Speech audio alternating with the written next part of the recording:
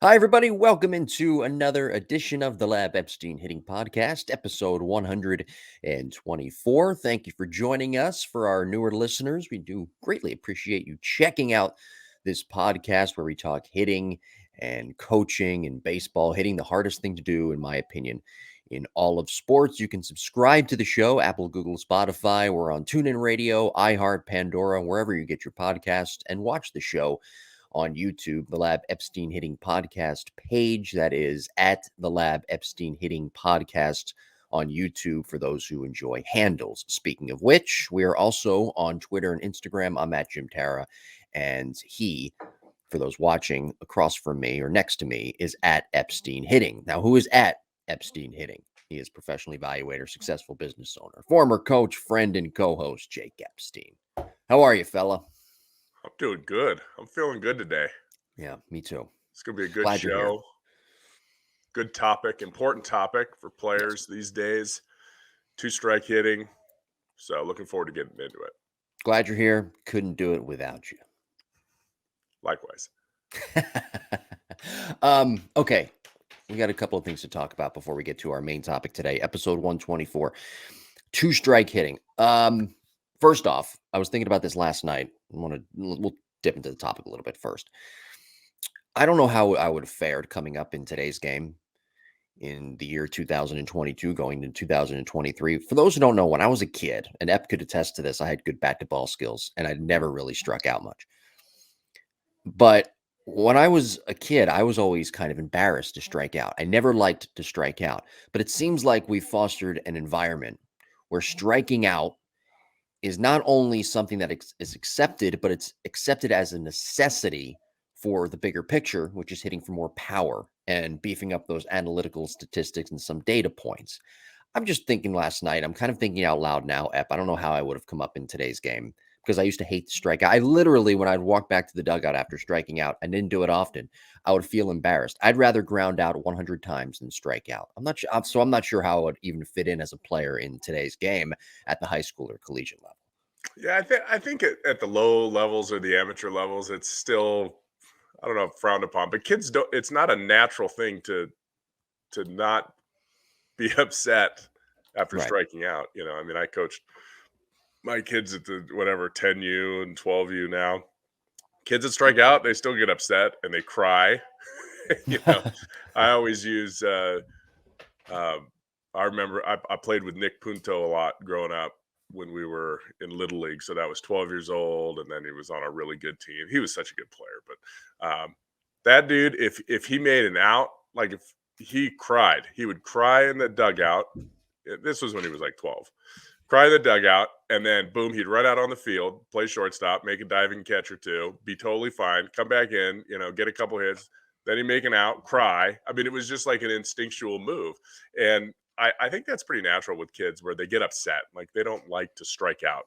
Um, but I think as you go through the minor leagues, and again, this is data driven. This is coming from people that are crunching numbers and looking at all kind of statistical data, and they're passing it down to maybe the minor league coordinator, and the minor league coordinator is creating a system where, hey, we want to do this and not this. If you strike out, if you have two strikes and 1 out of 10 times you hit an extra base hit, or 1 out of 20 times you get an extra base hit instead of a ground ball or something like that, but you strike out 3 times more with 2 strikes, well, that's going to be better for the team or as a whole. And so I think it's bred more in a minor league system. And maybe in the college, I really didn't see it at the college system as much, where people were okay with that. I guess if you have a lineup that allows for it, if you have a lineup with 2 or 3 guys that can hit the ball out of the park, that's not really a good situation for guys striking out a lot. We got to put the ball in play. But maybe you have a really deep lineup where 7 guys in the lineup have double-digit home runs at the college level, then maybe you make that adjustment. But I think it's player oriented. I think it's really pushed at the at the higher levels. Once you get into pro ball and you have a big analytics department, and they find that, hey, this is probably going to be beneficial for us, then it gets implemented throughout all levels of the minor league system. I don't think some of the big college schools do have some analytics students for the most part. Yeah, student helpers, right? they'll Or have they'll have student, what some are they student called? people. Yeah. Student managers or whatever. They Right. they will, but like at Mizzou, they were like engineering students. We had Right. or math majors, and they would come in and essentially crunch numbers and do heat maps and all that stuff. And whether it was useful or not, I'm not real sure, but they're trying. Those are Right. people that want to have a future in the professional baseball. So it's a really cool thing for them to do at the college level. It doesn't cost the colleges, the athletic department, or the baseball and softball budget any money. It's good experience for the kids It's like an that are internship. that are By the studying. way, you mentioned Nick Punto. Hmm. When he first came up with the Phillies, I don't know if you knew this, but when he first came up, he was kind of like a bench player. Hmm. I don't know what fifth was he an outfielder? Fifth infielder, I think. I think he was Yeah, actually an infielder. Well, he had such a good presence in the clubhouse, and he was such a good teammate that the he best. loved to celebrate his teammates when they would hit a home run or they would get a big Mhm. hit, and he used to almost like beat up his teammates after they would get like a big hit, like he'd push them and he'd like punch him in the chest. And I think one time he said, going down the dugout, who's ready to get a beating tonight? Meaning, who's ready to get that walk-off hit. Yeah. So I don't know if that he was like that as a kid. It sounds like he was an emotional guy though. He would Oh, cry a yeah, lot he as a was intense and yeah, he would just cry when he would get out. yeah. I mean, that See was that when he. kids, if you cry as a kid, and the kids listening, if you cry after you make out, you can still make it to the major Heck leagues. yeah, it just means you're passionate. Be Yeah. upset. It's okay. Although No, I'll tell you though, Ep, my father, he didn't like when I would cry. If I ever even showed a tear or I was about to, he would look at me and give me this stern look like, don't you dare, or else I'm going to slap the shit out of you. And which I actually don't mind at all. I don't mind it yeah, at all. right. I like how I was brought up in that way to be tougher and to be able to accept a loss and to move on and to learn from it. Yeah. No, But it is. It's just a knee jerk reaction for some kids. It's actually, you don't want to say it's funny, but it's just no, it's funny. I'll say it. It's it's fun. just Ep's like not boom. saying it. What are you so sad for? At Jim Tara's saying it right now. It is Yeah, funny when kids cry after they make it it is. out. It's a little Especially when ridiculous, you make them quite cry as an frankly. adult. You're a great Yeah, role model, Jim. I'm just telling you. This is Jim talking. Okay, my kids will not cry after they make it out, and if they do, I'm not gonna take my father's approach. I'll probably laugh at them. Like, what are you crying about? Yeah, You I could be don't, in, I don't, you could I don't be have I don't have a crier. you could be one of those people that just lost a boatload of money in that FTX scandal, and you're crying about making it out at 11 years old. Grow up, Johnny. You're gonna be okay. You're going to be okay. Next week, Cody Bellinger, episode 125, a special mechanical breakdown series. And we're going to be doing this in the year 2023, probably next off season as well. It's going to be like the gold edition, but it's going to be fixing edition. Next week, we're going to be fixing Cody Bellinger as he is a free agent. He was non-tendered by the Dodgers, probably seeking a 1 to 2 year deal. I would think a 1 year deal would make the most sense. But how about this with Cody Bellinger? Speaking of striking out, two-strike hitting. In the last 2 years, he has struck out 244 times, out of 819 at bats. It's a lot. Wow. 244 strikeouts and 819 at Right. bats. But he is certain to get a 1 year deal somewhere. Now, it's not irrefutable, though, that a guy like Michael Conforto, who is still a free agent, didn't play at all in 2022, coming off a shoulder injury, a subpar 2021. He might be a free agent going into 2023, and even when the season gets going. I got to ask you, though, we got to talk a little bit about Michael Conforto because there's something that's bothering me about him not being signed somewhere and not actually being on the field. I haven't heard that he's a bad teammate. He's a great athlete. He's a productive hitter, and I'll have some numbers to back that up. So, okay, Michael Conforto, his career average, this according to MLB.com, his career average per 162 games, 28 home runs, 85 RBIs, 86 runs, 356 on base percentage, and a 468 slugging. Furthermore, from 2019 to 2021, his OPS plus was 123. That was ahead of Jeff McNeil, who, by the way, we're breaking his swing down coming up in the future in one of our mechanical breakdown series. And his hard hit rate, speaking of Cody Bellinger, 38.8%, 95 miles per hour plus. That was harder than Cody Bellinger. Cody Bellinger, it's almost guaranteed he's going to have a job come 2023. Hmm. It's not guaranteed that Michael Conforto, who at one point was offered a 100 million dollar contract, is not going to have a job in 2023. something's bugging me about it. I can't figure out why. I think he's a productive player. A 1-year deal certainly should be on the table. What do you see with him and his swing? What's going on with Michael Conforto? Well, I don't think it's him. I mean, unless the injury was worse than people thought. I He I also, like for my further context purposes, he also has a hamstring problem. But okay. So my concern. Well, let's start with what I like his swing. I like him as a yeah, player. I like him as a hitter. I like his moves. I like his mechanics. I like his swing plane. I really think he's going to be a 260 hitter. I think he's going to hit 20 plus home runs. He's going to, depending in the lineup, he's going to, drive in 90. I think he's a quality player. I think he's he's not a below average outfielder. He's a quality outfielder. I don't think he's, Nimmo quality outfielder. I don't think he's Bellinger quality outfielder. But swing wise, he's great. I think one of the problems that faces him is his agent. I think people, mm, Boris is his agent, and that was an issue last year when he was.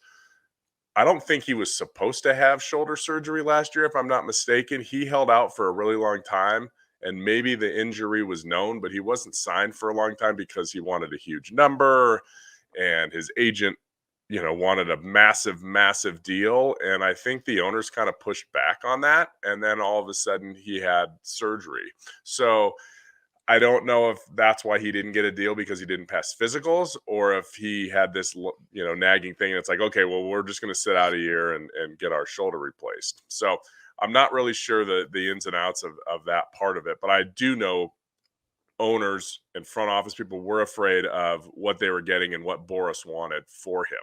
right.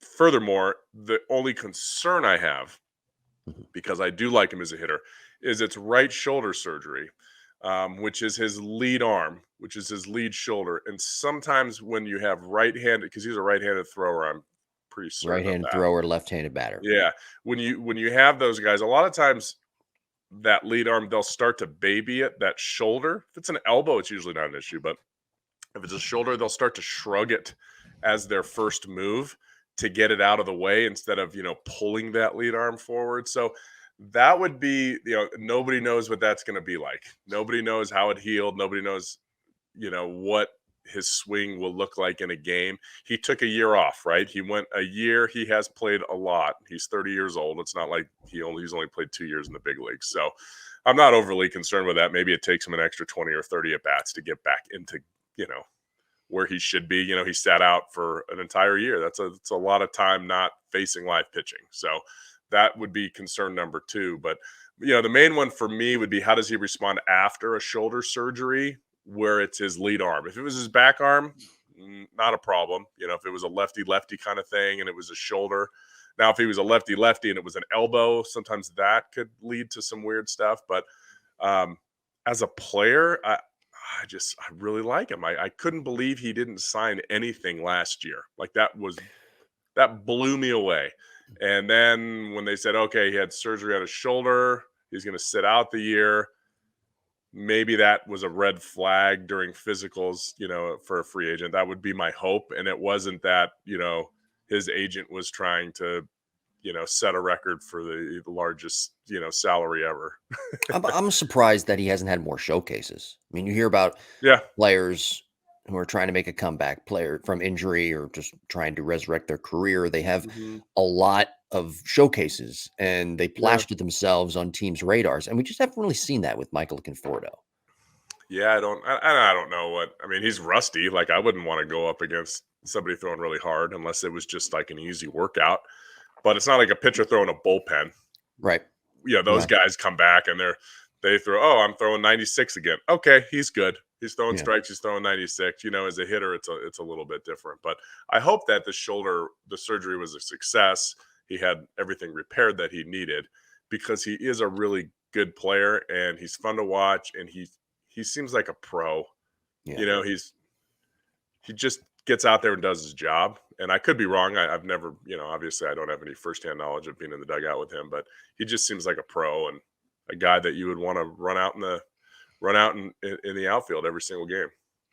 All right. Well, be sure to email us, jimbopodcast21@gmail.com, if you have any questions for the show, and we'll try to answer them, and reach out to us as well on social media at Jim Tara and at Epstein hitting. Okay, today's topic, episode 124, two-strike hitting. By the way, I was reading one of your dad's books this morning when I was preparing for the show, and he talked about, there's a chapter about two-strike hitting in the book, and he was discussing some really tough pitchers back in the day, late 90s, mid to late 90s, early 2000s.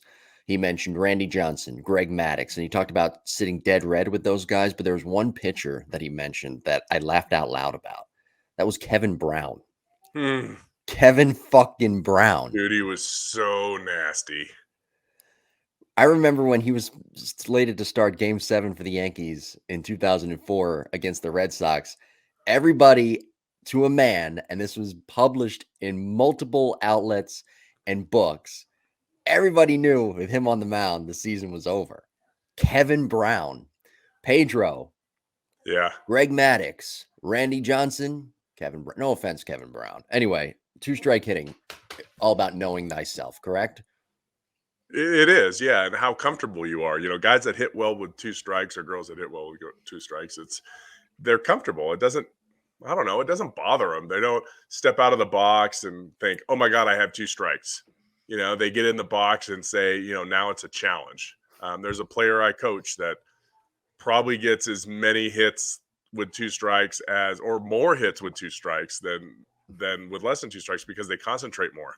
They're really into it, and you can see it. They get in the box and they'll dig in a little bit more. So some players like that. They get upset. Maybe there's a bad call at the young age. Those umpires are, the strike zones are big because they're trying to get the games going. But the kids get a little fiery, like, that's how it's going to be, huh? And then they get more focused. And I think big leaguers are the same way too. I think some guys slow the heart rate down and they don't try to do too much. So there's different things you can do with two strikes, depending on your mindset. If you're a player that's typically early, like I never had a problem with 95, but I had a real problem with 81.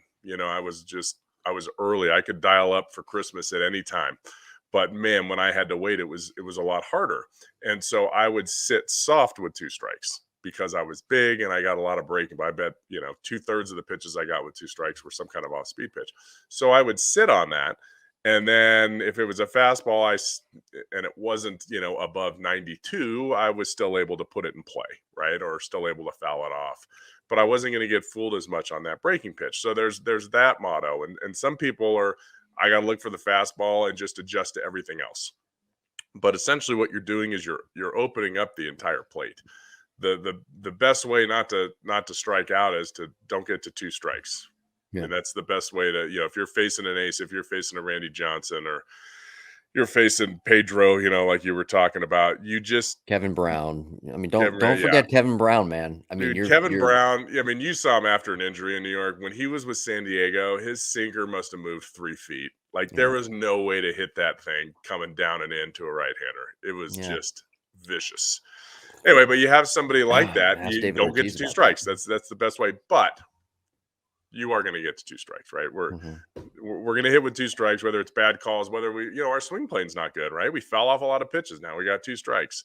A lot of people say, great job battling with two strikes. You fouled off like 4 pitches with two strikes. Well, yeah, but 3 of them were really good to hit, so swing plane does play a part of it. But my dad used to say that when you're looking for a pitch, when you're anticipating a pitch, and we don't like to use the word guessing because that means you don't have a plan. Okay, we're looking for a pitch. We're looking for a fastball. Say my dead red zone as a hitter, if I could put a ball on a tee and say, throw it right here every time, it would be like 1 ball in from the middle, like ball 3, and it would be thigh high. Okay, that was my pitch, maybe thigh to waist high. So if I had that target, right, and that target was this big, I can move that target around to different parts of the strike zone. So now all of a sudden, I know that's my pitch, but this guy's throwing me outside. I'm going to move that target. I'm going to move my dead red window to middle away. And now all of a sudden, I can cover that pitch easily because I'm just looking that way. I'm anticipating that way. My body knows what to do on that pitch. Even though it's not my strength, I can still cover that pitch easily. Now, if they bust a ball in, I'm not going to be in position to hit it. Okay.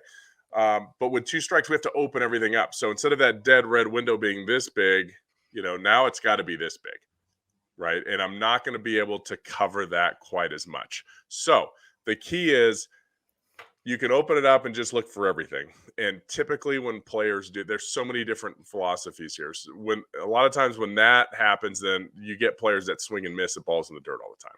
Like I'm Mhm. opening up my window. And then there's major league organizations that actually want you to shrink.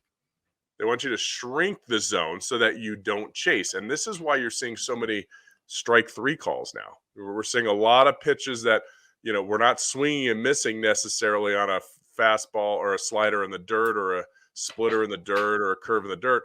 We're taking pitches for strikes because we're trying to not chase. Right. So I don't know what's right or wrong for different players. I think every player is different, but I do think that you take the percentages with two strikes, as in, I'm going to look middle away here. What is this? How does this guy usually try to get me out? He usually tries to get me out middle away. I'm going to let the ball travel. I'm going to slow. So, what I teach my players, I guess that's probably what you're asking, not what everyone else does, but what I teach my players is to slow the rhythm down a little bit. Okay. I'm going to slow the rhythm down a little bit so that I can cover pitches of both speeds. Ted Williams said if the guy throws 95-mile-an-hour fastball and a 75-mile-an-hour curveball, I'm going to look for the 85-mile-an-hour slider. Okay. That way I'm a little bit late on the fastball and a little bit earlier. So I'm in the middle of the two extremes. Well, in order to do that, you want to kind of slow your body down and slow your rhythm down so that that ball travels. So we're not out in front a lot. So that is for 90% of players from college down. That's what we're doing. Now, professional baseball is a little bit different, especially at the big league level, where with two strikes, you see a lot of belly button to letter high fastballs. Okay. This is where you need to do your homework and you need to know what this guy likes to put, how he likes to put players away, especially me. So you always have to have a plan, regardless if you're 0-0 count or you're in an 0-2 count. You have to have a plan. You have to know what you want to do. You can't go into that at bat blind. So, my advice again for amateur players is very different than maybe a pro player who's facing somebody with serious velo. All right, you made some great points there. 2 points that I want to hit on. Number one, the 2 pitches per game point that I'm going to parlay off some of the stuff you just talked about, but also shrinking the zone with runners in scoring position. First off, you get 2 pitches per game at the major league level, 2 cookies to hit. If you miss them, there's a good chance you're not going to get a third, and that's where that separates the good hitters from the great hitters. Great hitters can take a pitch like a Joe Mauer in the 2010 All-Star game, pitch on the black of the plate, fastball 99, go the other way with it down the left field line. Not a hittable pitch, did it anyway. That's what separates the good hitters from the great hitters. Oftentimes we hear announcers say, well, that was a great at bat, 8 pitch plate appearance, 9 pitches, 10 pitches. He saw a lot of pitches and made the pitcher work. True. But I think when it comes to 2-strike hitting and you factor in that you get 2 pitches per game that you can actually hit hard and you should really do damage with. If you continually get more and more pitches in that plate appearance and you miss those cookies, well, how good of a plate appearance was it really at that point? Yeah, it's a result. It's your, how did it turn out? So now extending the at bat is great because Yeah. maybe the first pitch was a slider on the black, strike one. The second pitch was a high fastball, or not too high, but you fouled it back. Now you're 0-2 and you really didn't have any hittable pitches. Now all of a sudden you bat a little bit, 1-2, then it goes to 2-2. Then you start fouling off pitches, right? Tough pitches, low and away, tough pitches. Then it's still 2-2. And then all of a sudden you get a cookie with the count 2-2 because you're seeing like pitch 6 or 7 from the guy instead of striking out on pitch 3, and now all of a sudden boom, you jump on that mistake he made, the 6th or 7th pitch of the at bat. That's a great at bat. But if there was a bat everybody posted years ago, and I like Bichette a lot, right? But it was one at bat and he fouled off like 10 or 12 pitches, but Right. I bet 5 of them were like ball 2, 3, and 4 of the plate. They were really good Yeah. pitches and he was just under them, and just fouled him back and fouled him back. Where, ideally, the first one of those hangers or the second hanger, he would have, hit hard somewhere in play. So just recapping that, it's great to battle during at bats because you're battling off tough pitches, but it's not good if you're battling good pitches. If you're Right. battling off good pitches to hit, that's not battling, that's missing.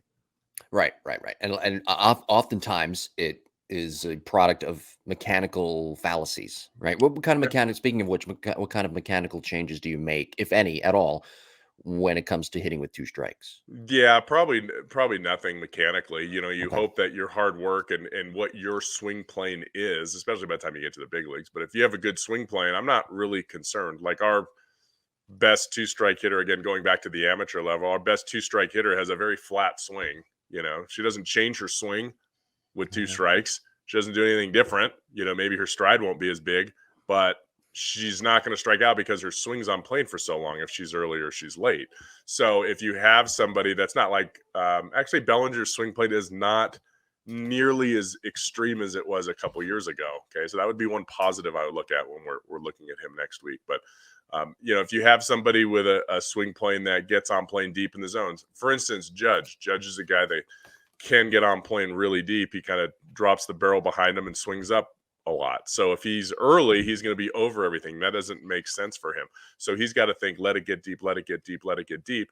And then he has a chance based on his mechanics. So again, I wouldn't change my swing plane. I would just hope that I had a good swing plane and I'm gonna use that swing plane to my advantage when I get a good pitch to hit. Okay. Yeah, So my players, we do a drill every time we get loose, mhm. especially my high school players, the older ones that I'm working with or college players.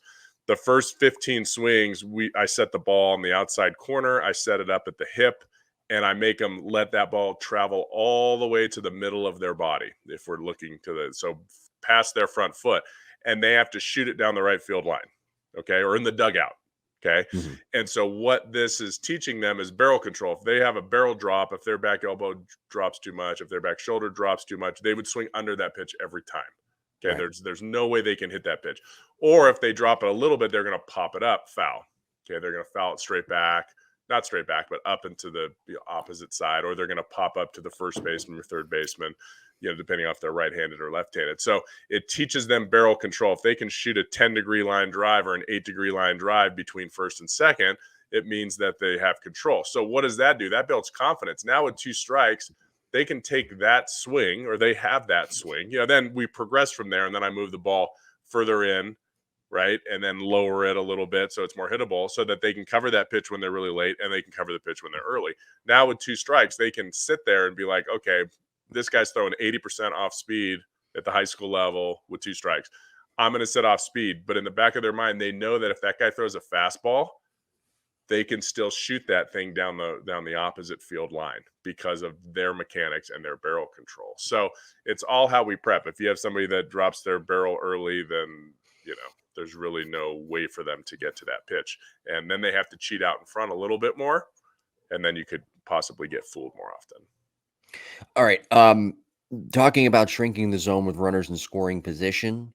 Oftentimes, my dad, being a New Yorker, a New York Yankees fan at that, he will watch a Yankee game and be amazed at how players take pitches that are borderline for strike three. He'll do his New York act and come on, and all that stuff, right? And I try to tell him, not sure if he's listening or not. Maybe he does when I say it to him. Maybe he doesn't. I don't know. If my sister said it, I'm sure that he would listen a lot more. Wow, now we're getting really into the family dynamic. I have no problem with it. It's okay. I understand. When you're relegated to backup quarterback, Yeah, I get you're it. comfortable with that job. You're still getting That's paid a right. lot of money and you're still getting all those benefits that come along with being an NFL quarterback. Okay. Notwithstanding, though, we've been doing the show for 2 years and I have to peel back some layers, right?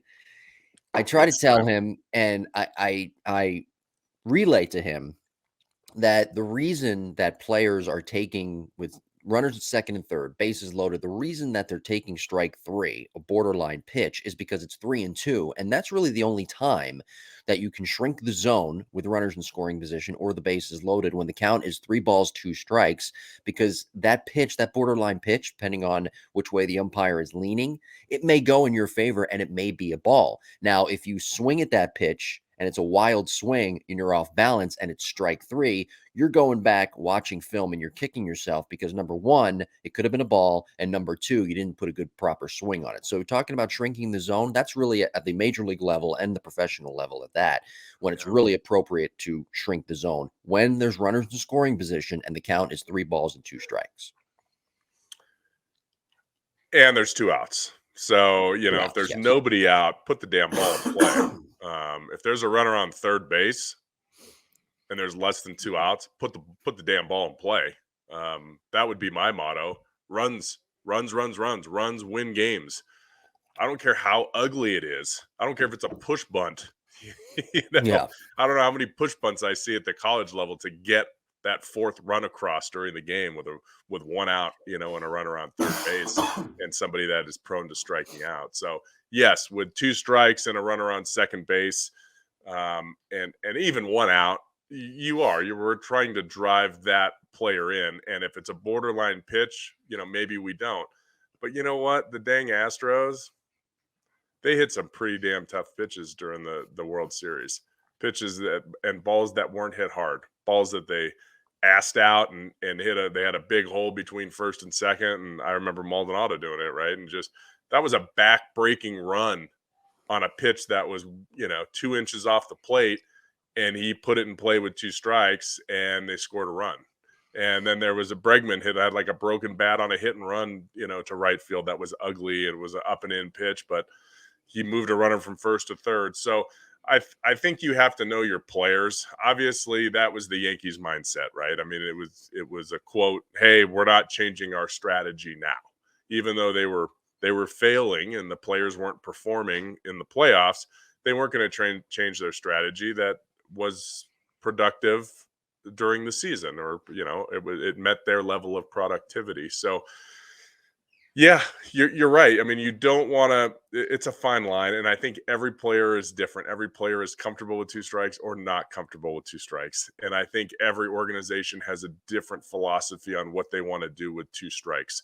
But I will say that there are a lot more call. We should probably look up this number. A lot more strike threes looking this past year than I remember in other years, and that is the philosophy of, we're not going to chase. We're going to try to still do damage with 2 strikes, whether there's a runner in scoring position or not a runner in scoring position. I'm writing that down, by the way, Yeah, it would for be next week. interesting to see, because that's mindset. Again, pitchers. I look at. I don't know. I was watching something. It may have been because Gaylord Perry passed the other day, and I was what a big, strong dude he was. I really never saw actual footage of him, so I watched like a little tribute to him yesterday on MLB.com or whatever media source it was. And I mean, here's a big, strong guy that was throwing kind of hard, like pretty hard, but it wasn't nearly what the heck is going on today. I mean, guys really throw hard. The ball moves a ton. You you can't look for everything. It's too hard. And I hear, Jeff Fry on social media, and he's everywhere on Twitter now, and he's like, you can't guess with 2 strikes. That's why people are, swinging and missing so often or this. But it's like, buddy, you can't. The stuff that guys are throwing today, you just can't sit there with less than 2 strikes and look for everything and hope to react to a breaking pitch. It's just too difficult. I think with the stuff that guys have today, you do have to pinpoint your mental approach, and I think that's why we get stewed was a term. Dave Serrano, if you're listening to this, Coach Serrano, he told me about the Stewie, which I'll tell you off air. But essentially, he was our pitching coach, and whenever he would strike 3 somebody, he would call an inside fastball with 2 strikes, and the guy would jump away from it. Like, ooh, it was called a Stewie, and I'll tell you why. But so I think that's just kind of the way it is. I think we have to be. Pitchers are really good, and they throw. And if we're looking middle away, and all of a sudden they throw something up and in, we're toast. you're right. Jeff Fry's gonna be mad at you, by the way. Look out! Here come the what does he call the Yeah, nation? no, and I Whatever. love it actually what he talks about and what he preaches. But I do think that anticipation. I mean, he calls it guessing, and I don't think guessing Right. is There's a it. But difference, as we've talked about. yeah, guessing is bad. But anticipation, having a plan and trying to look middle away or whatever it is. I think that's beneficial. I think most big leaguers with 2 strikes could probably put a ball in play. Yeah. They have bat to ball skills, right? They could take a little off, if you will. I got to hit a fairway here. I got a 2-stroke lead or a 1-stroke lead, and I'm headed into the last hole. All I got to do is hit a fairway. I can, choke down a 3-wood or something and bunt it down there, 250 yards. Like baseball players can do that. Major leaguers can do that. They can shorten up. they can hit anything, but they're not going to hit it hard. And I think that's the difference of mindset is, look, if we want to cut down on strikeouts, guys can cut down on strikeouts. Yeah. I have no doubt in my mind that they could do that. But what it does is it will take away from, maybe their RBI totals or their extra base totals. And ultimately that leads to runs. And so that change isn't going to happen. So I was listening with one ear and Mm-hmm. doing some research with my eyes. I guess my Okay. other ear. With your I other don't ear? know. Yeah, I guess. I don't know. Gaylord Perry, you're right. He indeed just passed away. Mm-hmm. December 1st. So we record this on a Saturday. He passed away Thursday, actually. At the age of 84 in Gaffney, South Carolina. Here's something interesting about Gaylord Perry. He was notorious. This isn't the interesting part. He was notorious for doctoring baseballs. He was But like, was I he? guess, but was he? Right. He won Yeah. 314 games in his career. 5-time All-Star, blah, blah, blah, blah. Okay. Here's what the interesting. Do you know where he played college baseball? Oh, no idea. I wouldn't have thought he did. Or where would you think? Yeah, you would right. You wouldn't think that He's back a then, Southern right? guy, so I would have thought that he would have attended, Clemson or something like that. The Okay. Citadel, maybe. You would think back then, of course, he was. All right, let's see here. I don't know when he was signed. He made his debut in 1962. So he was Yeah, signed probably a couple of years before that. You would yeah, think you wouldn't get signed out of college. It wouldn't be as prevalent as it is now. There was no draft back then, yeah. as far as I know. Mm-mm. Well, anyway, he attended along with his brother, where they both played college baseball, Campbell University. So Campbell University's baseball program, if they ever need something to hang the old proverbial hat on, Yeah, it's that Gaylord Perry went to yeah, Campbell University. yeah. Fun So little I fact. was I was watching that, and he was known as, the spitball master and whatnot. And we know now today that pitchers don't want that. They want just the opposite. They want more grip, right? They want Right. more spin. They don't want it to slide out of their hands. They want more control. But it was, I forget who he said. Oh, it was Drysdale. Hmm. He heard something that Drysdale, and he wasn't having a very good career up until this point, right? He was very mediocre. And Drysdale said something like, I wanted the hitter to think about something, right? Like I wanted to get in the hitter's head. And so Perry that night started just touching his ear and touching his hat a couple times. And all of a sudden he did that the rest of the season. And hitters started to think, oh, he must be loading the ball up. And it was just adding that one thought.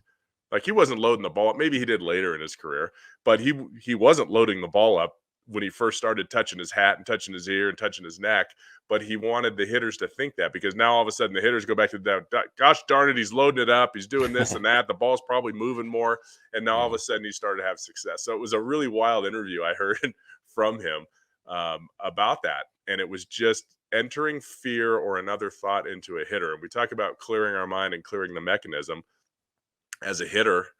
Man, how important is that? If we're out there and we got the pitcher, remember Ryan Dempster, flipping his glove around, trying to like make sure you didn't steal the grip.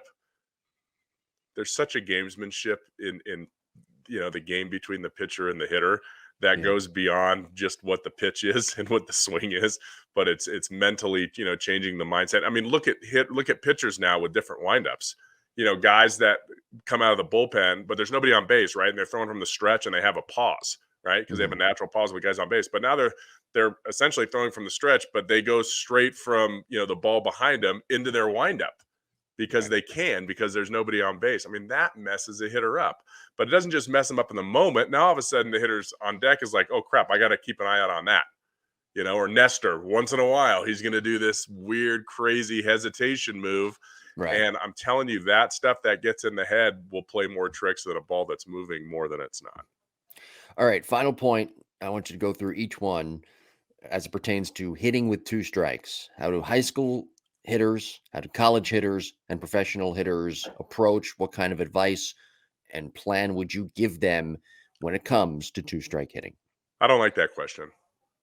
You usually like my questions, so Okay, I'm a it little was a good surprised question. by All that. right. What don't you like about it? Was it too loaded? It was just your delivery, Jim. Was it I don't too like your informational? delivery. Well, I can't help that. I That's don't how like your God made face, and me. I'm looking right at your face. That's how God made me. I can't help that. You should host a podcast with the number one quarterback, QB1, my sister. That would be. That's right. We'll There you get her go. on next week. Yeah. Okay, so amateur hitters with two strikes, if you're 10 years old, if you're 10 to 13 years old, man, don't strike out. Have fun. You got a bat in your hand. The pitchers for the most part aren't going to be totally overpowering you. Maybe if you're playing travel ball, there's going to be one pitcher, maybe two in that entire tournament that's going to just own everybody. Okay, and don't worry about him, or her. So get out there and swing the bat and have fun. You have two strikes. I would take away the outside pitch. Okay. In fact, we can bump this up to the high school age as well. If you have two strikes, take away that outside corner pitch. Okay, let the ball travel a little bit. Take away ball 6 or ball 7. You know the umpire is going to call it a strike when it's on the river between the corner and the batter's box line on the outside corner. Take that pitch away from him. Look out there. Why? Well, on the outside fastball, you got to let it travel, right? Well, what do you have to do on a breaking ball? You got to wait and let it travel too. So if you're letting an outside pitch travel with two strikes and they throw you a hanger, your barrel should run right into it if you have decent swing mechanics. Okay. So that is my advice for anyone, below the college level. Now, where are you going to get beat? You're going to get beat with an inside fastball. So look back at your life. If you're 17 or younger, how many times over the past year have you punched out on an inside corner fastball with two strikes? Okay. Think about that. How many times have you been punched out? Is it a lot? Is it once a game? Or I should say once a game. Is it once a weekend? Is it once a year? Is it what, right? Versus how many times are you chasing sliders in the dirt because maybe we're not looking middle away with two strikes? So the great part about looking middle away is you got time. You can let it get deep. You're not trying to hit a ball over the fence, right? You're trying to let it get deep and shoot a line drive to the opposite field. Don't get too fancy with two strikes. Okay. If you're a professional, now it's different. We've faced that pitcher multiple times this year. We probably have some scouting reports on this pitcher. What does he typically like to do? And more importantly, what has he done against me?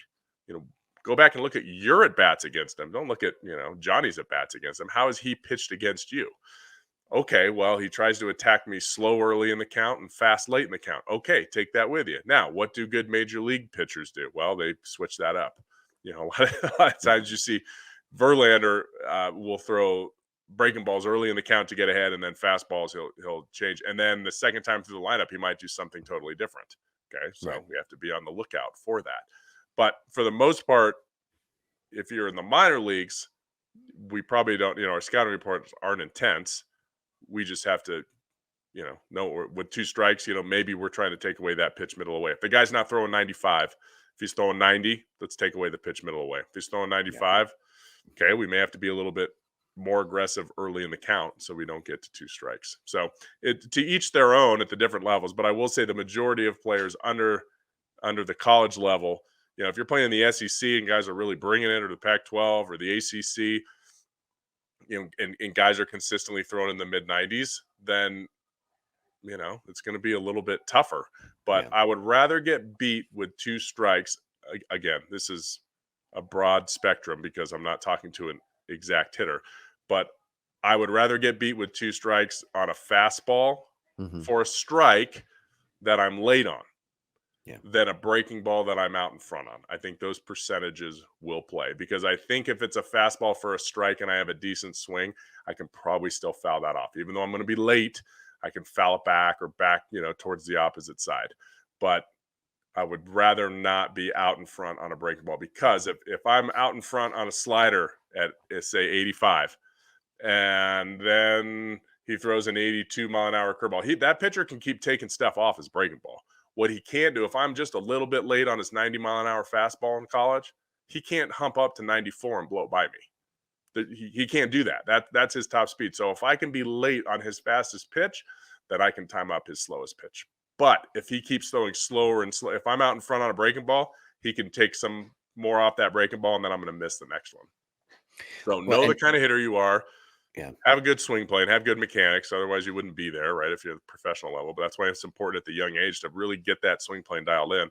And then you can use your brain and you can use your feel to create a plan to be successful with two strikes. Well, great job this week. Great information. Next week, we actually will dive into a little more. We're running out of time, but we will dive into a little bit more about two strike hitting as it pertains to second, third time through the order, fourth time through the order when you're facing different pitchers. We'll touch on that a little bit next week. Plus, we're going to look up that number, how many times players struck out looking last year, and maybe discuss that a little bit. But our main topic next week will be Fixing Cody Bellinger, Mechanical Breakdown Series, episode 125. That's coming up next week. What do you got coming up at the lab? We have our college hitting program going on in about a month, a little less than a month. All the college players are coming out, so we'll be working them, getting them prepped for the season. And we just finished our assessments for all our in-town amateur players, so that was fun. So they're going through all their reports. I would suggest all of you guys that got your KVest reports, make sure you make an appointment with Matt or Kenny to go over those People and don't know figure who out. Matt or Kenny is. We have Well, they listeners know in who Matt France is. and So Matt Germany, Yingle, Australia, Canada. yeah, all right. So Matt Yingle's our like lead instructor down at the lab. So he's been there since we opened. Ex-pro, played in the Marlins organization for many years. Played at Texas A&M, and then Kenny Jackson, who played at Texas A&M as well, and was a college coach in the junior college ranks in Texas. So those are the guys that run our hitting classes down there. So make sure you get with them in order to go over your results, so you can create a plan to fix whatever deficiencies that they saw. And of course, you can log on to thelabbcs.com right. for more information. And if you want to be better this winter, this is the time for the Epstein Online Academy. I can't push it enough. This is the time. Don't wait till February. Okay, let's get those mechanics. Let's get the winter training. You can do it in your basement. You can do it in your garage. Or if you're lucky enough in California, you can, Florida, Texas, you can do it outside. But get the swing plane locked in, and I'm here to help you do that. What is it? What's the online academy website? EpsteinHitting.com. That one's easy. And with that is very easy. And with that, we will talk to you all next.